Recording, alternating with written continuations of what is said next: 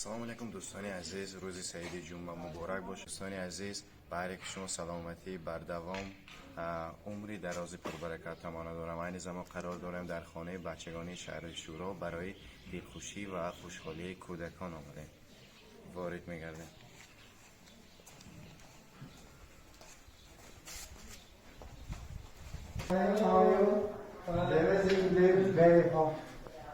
Yes.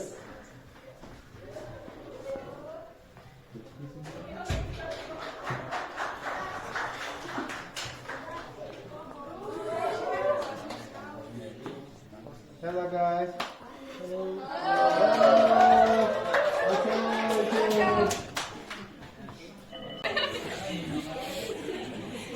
How are you? Fine. And you? Very good. Сегодня праздник? Да. Что за праздник? День детей. How are you? Do you understand English? No. А русский понимаешь? Да. Кто я? Микки Маус. Микки Маус. Very good, very good. Фатима, assalamu alaikum.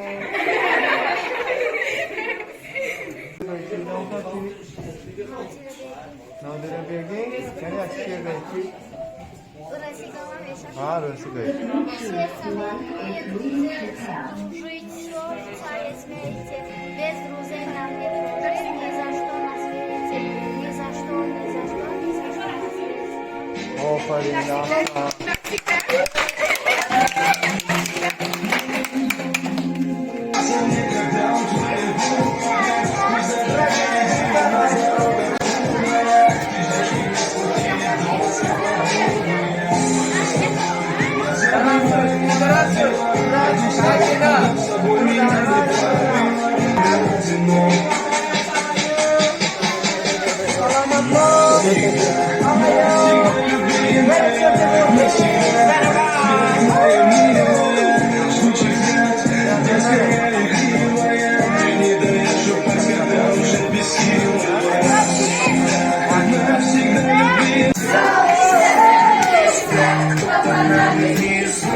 Простите меня, а потом мою любви, как на утро, это ясно моя, не грусти.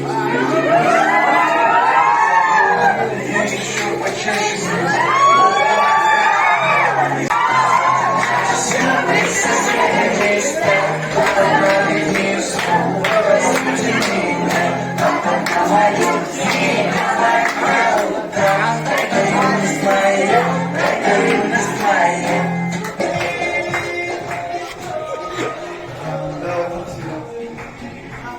Name konuştum hocam. Sen şu an çiğ tam. Neye? Özlemeyin mi? Ben özlemişim.